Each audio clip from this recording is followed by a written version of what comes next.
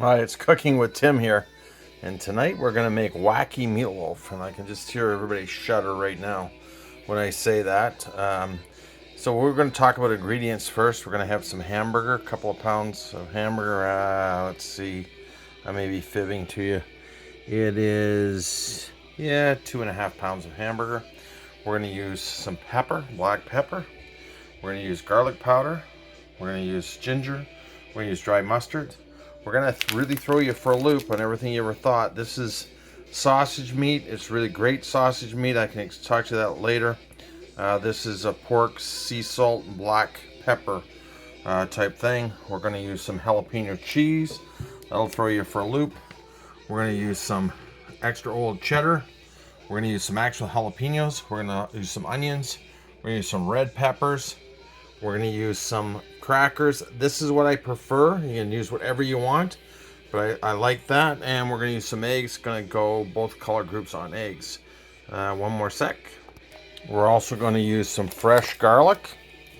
So see fresh garlic that we've got. Got a bunch of that just peeled. We'll use some of that. We're going to actually use some actual mustard. You can take your choice. That's the mustard I have. And we're going to use some Sweet Baby Ray's spicy barbecue sauce. And you go, how in the hell is this going to be meatloaf? Well, stay tuned, and we're going to give it a go. I intend to have this done in 15 minutes. Oh, and I guess we'll start. So the 15 minutes, we're at about 7:20, 22. We got a little bit of time limit here, so what we're going to do is we're going to chop this onion. I'm going to show you how to take the skin off pretty quick. We're going to slice that end. We're going to slice that end. We're going about 3/4 of the way through. We actually have got opposite sides. If you look at the cut, that's how we've got there.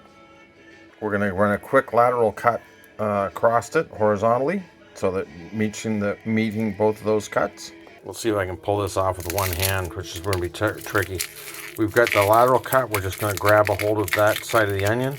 You can see at the other end, we're going to pull up that side of the onion, pull up this side of the onion. I'm going to put down the camera, but you can sort of see even through this.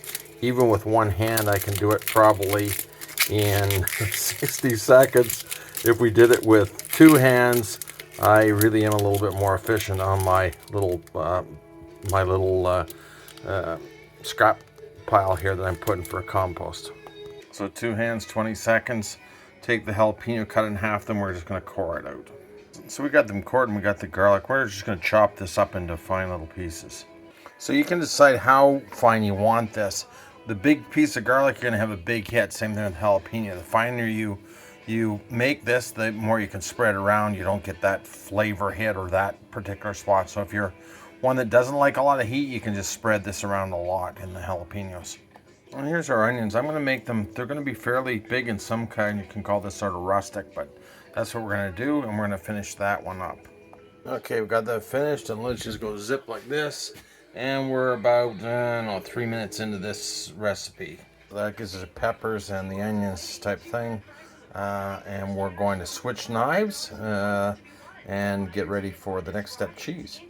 Okay, actually I fibbed. I still got to do this red pepper, so just so I don't screw up my cutting board, we're just going to fire this into the hamburger right now. So we're going to mix it up later. So we're just going to take this, we're going to dump that all into the one pot. And yeah, if you thought you heard it crash as the stainless steel bowl went into the sink, you're right. And it's that wasted about a minute to clean that up. But we're going to get into the pepper right now. Cut the top off. Cut it this. So it's got this. Cut it in half. We can core that out pretty quick. I've got them like this, so I've cut them into pieces.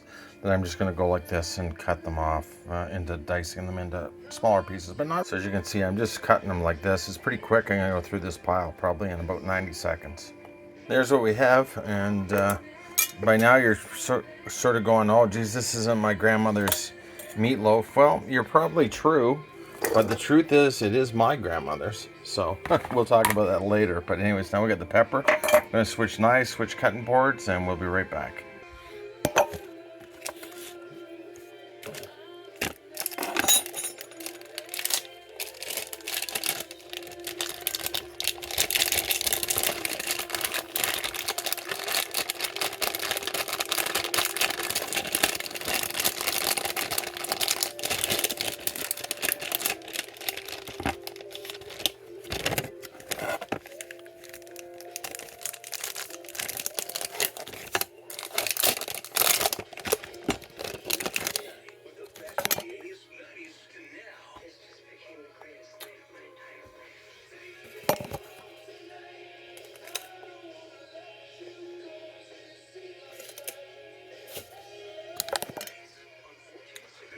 Daniel's a big cheese guy. I wonder if I just sat there.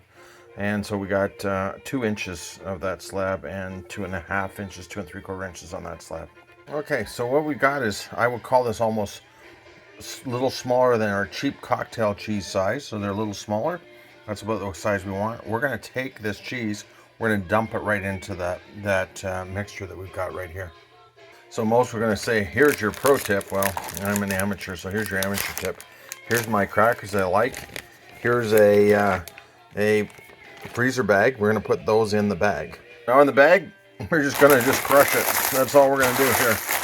Just crush it, and you'll see real time how long this takes. And people will say they got all kinds of methodology. Here's how long it took.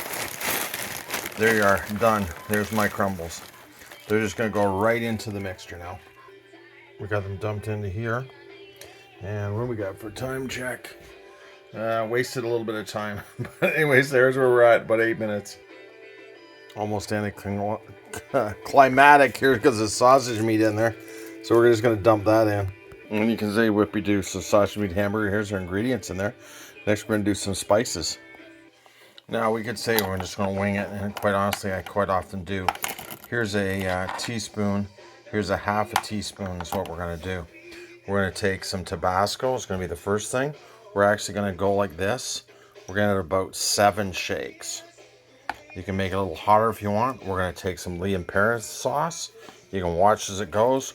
We're going to do 9 shakes that's in there. We're then going to hit black pepper. We're going to put 2 teaspoons in there. So that's going to be a fair amount of pepper in this mix. Right over here, here's 1 teaspoon, and we're just going to float it around over the whole mixture. We'll grab another one. 2nd teaspoon, do the same thing. We're going to just float it around. Okay, ginger, half a teaspoon. Again, just float around among everything. We're going to mix this up shortly, but half a teaspoon. And garlic powder, 3/4 of a teaspoon actually is what we've got in there. You can use 1, and you say, why having the garlic powder as well as the raw garlic? Well, the garlic is chunky. This can be more spread around the whole mixture. Dry mustard that we've got here. We're going to put 2 teaspoons of dry mustard in here in this mixture. So see if I can do this with one hand, and there we go. Dry mustard, 2 teaspoons of that. Here we get into the optional, and this is like heat. So here's some red pepper flakes, half a teaspoon. This is really optional because we've got a bit of heat. I'm making this primarily for Daniel, my son, and so he likes a little bit more heat that's in there. So we're just going to put that. I might even sneak just a tiny bit more. This is really flavor profile. Here's just our straight mustard, and we're going to go, if I count this, about this many seconds. So it's really going to be about 2 teaspoons of mustard in there. Baby Ray's, it really depends. I'm going to just have a little hint of barbecue. You might think there's a lot of hint of barbecue, and we're going to put about the same amount. It's about 2 teaspoons. So now we're going to get some binder in here. So we're going to put 4 eggs in this mixture that's in there, and I've already put on my food grade skin tight gloves because we're about to mix this up. Yeah, our eggs are in there. Let's just do a chime check. Zippy zip. We're a little bit behind, but not too bad actually. What was that, about 12 minutes? Now it's called get your hands in here. So we're just going to get our hands in here, and we're going to mix it up. So this is mixed, and now have a look. If this looks like any meatloaf you've ever seen in your life. Okay, so it's all sort of mixed up. We've got it all interlaced with your crackers. Some of them are your onions, your jalapenos, all your spices is all mixed up. We're about to put this into containers, into cooking containers. So I'm over here, and this is what we're going to put them into. So we're literally just going to grab it by the handful, and we're going to start putting it into the pan, and we'll talk about that. So as we get it done, I'm just doing this one hand. Make sure you pack it nice and tight. This is the loaf. If it's loose, this will not work as well as firmly tight. So we're just going to fill those up. So at this point, we got it empty, and just have a look. It's very rustic, right? You got all kinds of mixtures in there. Nothing in my hands because I just packed them in. Packed them in nice and solid. That's in there, but we're not quite ready for the oven. Almost. I've just got to open this up Another secret ingredient. You can use actually spaghetti sauce, anything to do there. I like the Heinz tomato soup. I don't like Campbell's. I like Heinz, like Campbell's and everything else, but Heinz tomato. So we're going to open that up. So I'm going to use a brush and this, and so I'm literally going to take it. I'm going to pour some on. So I've got a little bit of tomato soup, okay, that we've got there. And then I'm going to just put this down for a sec. And then we're going to just take the brush and we're just going to brush it. What we're really trying to do is coat this whole hamburger mixture with the soup. So we're actually about like this. At this point in time, you could just put this right in the oven. Actually, that tomato soup will do a good job of sort of keeping the moisture in without sealing it, but we're not going to. We're going to hit this with some tin foil, some aluminum tin foil, non-stick tin foil, non-stick tin foil that we'll put on top of each one of those. Tin foil is going to do two things for us. It's going to seal it up, but also if there is any grease come out of this pan, it'll direct it down on top of the pan. And so where we are on time-wise, let's do a zipping over here, and we are, didn't quite make it, about 17 minutes to get this ready to go in the oven. We're back in the oven. We're going to put this in at 350, and we're going to put it in for probably about an hour and a half. In we go. We're going to take a thermometer to this so we keep track of it. And so when I say an hour and a half, we'll measure the temperature to make sure that it's cooked. So I get asked this all the time. So what are you going to serve this with? We're going to just take some spring mix. Nothing fancy.